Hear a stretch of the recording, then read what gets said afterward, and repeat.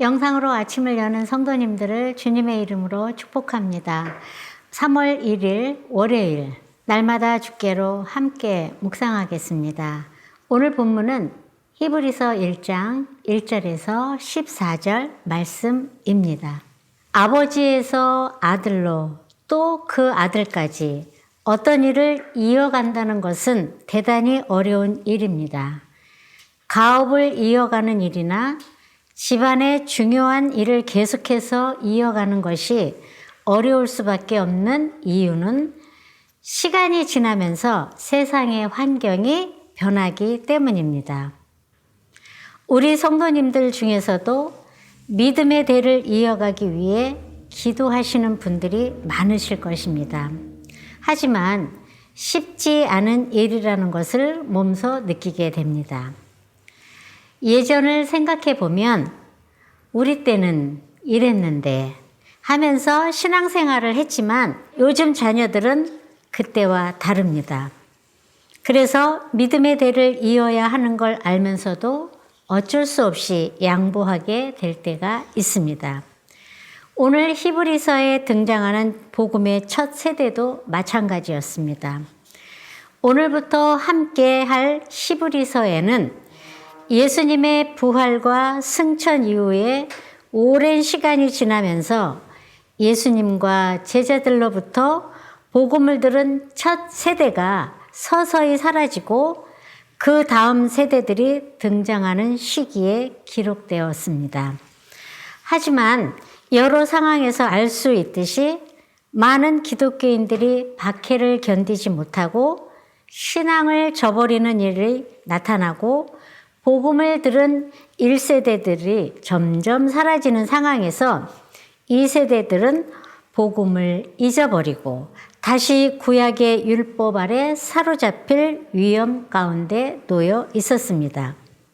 즉 세월이 흐르고 교회 지도자들이 하나 둘씩 죽음을 맞이하면서 점점 많은 유대주의자들이 예수님의 인격과 사역을 비하시키면서 예수님이 구약의 선지자나 또는 천사 또는 모세보다 못한 존재라며 기독교를 공격하기 시작한 것입니다.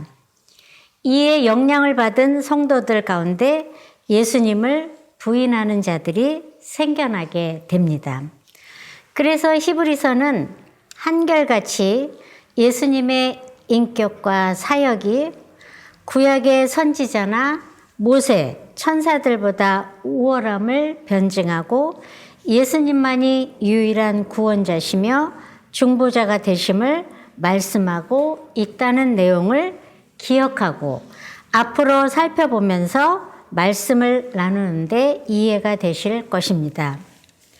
내용 관찰 첫 번째로 하나님께서 조상들에게 말씀하신 방법은 무엇일까요? 1절에 보면 조상들이란 말은 선지자들, 곧 모세 시대로부터 말라기 시대에 이르기까지 이스라엘인이라고 이해하기 바랍니다. 하나님은 그들에게 말씀하셨습니다. 하나님께서는 고대 이스라엘에게는 선지자를 통해서 미래의 사건들을 예고하셨습니다. 그래서 모세도 아브라함도 선지자들을 통해 율법으로, 제도로, 의식으로, 왕으로 선지자들을 통해 말씀하셨던 것을 볼 수 있습니다. 때로는 시내 산을 덮었던 구름과 어둠 중에서 온 이스라엘이 듣고 있는 가운데 십계명을 주셨던 때도 있었고 하나님의 음성으로 말씀하셨던 때도 있었습니다.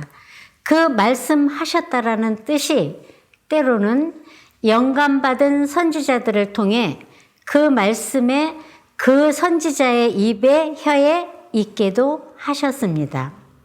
방법은 하나님의 뜻으로 계시하셨다라는 말로 이해하면 됩니다. 두 번째로 만유의 상속자이신 예수님께서 오르신 위치는 어느 정도입니까? 오늘은 우리가 항상 닮고 따라가겠다고 다짐하는 예수님에 대해 몇 가지 살펴보도록 하겠습니다. 예수님의 사역은 탁월하십니다. 예수님은 하나님의 계시를 완성하신 완성자가 되시는 분이십니다. 예수님이 하나님의 계시, 하나님의 말씀 그 자체가 되십니다.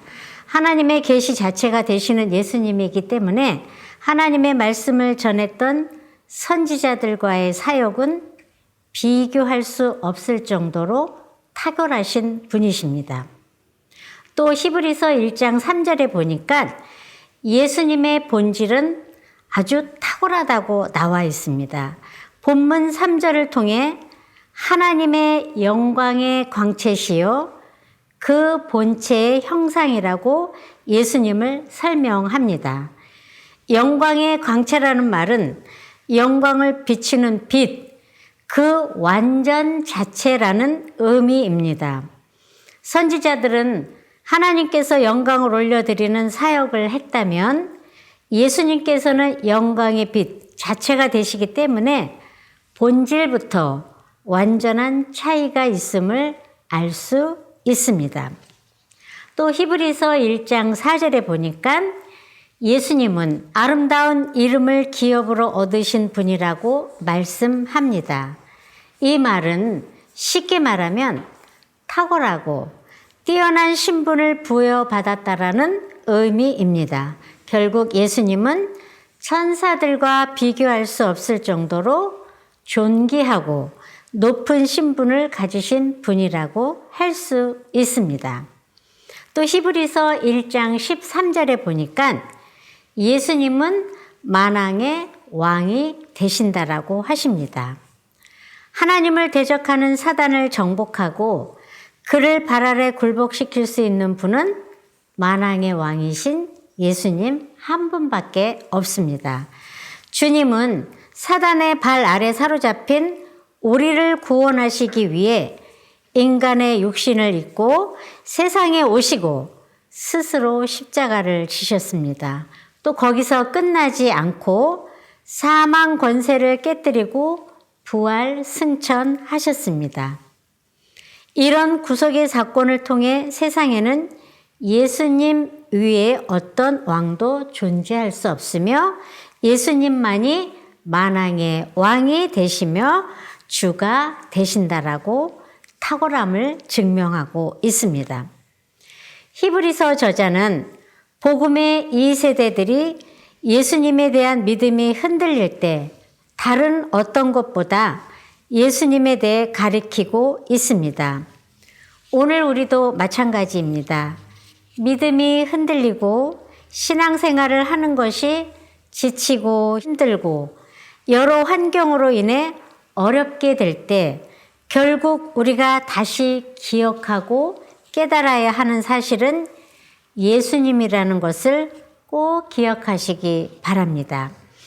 히브리서 1장 2절에 보면 이 모든 날 마지막이라는 말씀이 있습니다.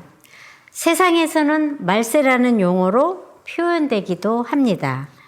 이는 모든 세계, 즉 복음의 경륜이 펼쳐지는 전체 시대를 의미합니다.